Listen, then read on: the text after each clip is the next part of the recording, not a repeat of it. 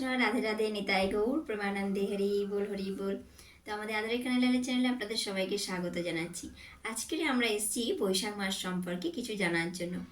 এই বৈশাখ মাসের মাহাত্ম্যটা কতটা সেটা আমরা জানবো বলে, এবং এই বৈশাখ মাসে আমরা কি কি করব এবং কি কি করব না সেটা আমরা জেনে নেব। তো আমরা এই বৈশাখ মাসের মাহাত্ম্য থেকে জানতে পেরেছি যে এই বৈশাখ মাস হলো ভগবানের অতি প্রিয় মাসের মধ্যে অন্যতম মাস।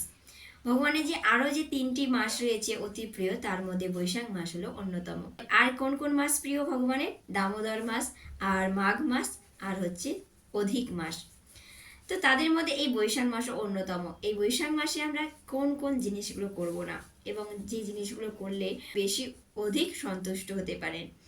তো ফার্স্ট হলো আমরা চেষ্টা করব আমিষ আহার বর্জন করতে। পরচর্চা, পরনিন্দা, কোলাহলের মধ্যে থাকবো না। অধিক পরিমাণে হরিনাম জপ করব, হরিনাম নাম সংকীর্তন করব। তুলসী মহারানী ভগবানের অতি প্রিয়, তুলসী মহারানীর সেবা করব। তুলসী পরিক্রমা করতে পারেন, তুলসী মহারানীকে জলদান করতে পারেন, তুলসী মহারানী আরতি, নিত্যদিন আরতি করতে পারেন, এবং এই মাসে গঙ্গা স্নান করতে পারেন।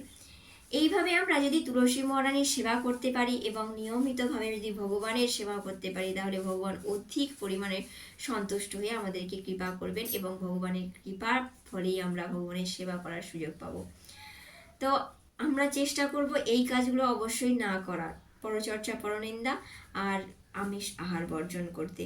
কৃষ্ণ প্রসাদ গ্রহণ করতে চেষ্টা করব, ভগবানের আরতি করতে চেষ্টা করব, ভগবানকে দীপদান করতে চেষ্টা করব, আর ভগবানের প্রাতঃ স্নান করে মঙ্গল আরতি দর্শন বা মঙ্গল আরতি করতে। তো আজ এই ছোট্ট ভিডিও থেকে আমরা জেনে নিলাম বৈশাখ মাসে কোন কোন কাজ করব আর কোন কোন কাজ করব না। তো আসুন, এই সামনে আসছে পয়লা বৈশাখ, এই বছরটাকে আমরা নতুনভাবে শুভ দিয়ে শুরু করি, ভগবানের সেবার মাধ্যমে শুরু করি। রাধে রাধে, নিতাই গৌর প্রেমানন্দে, হরি বল হরি বল হরি।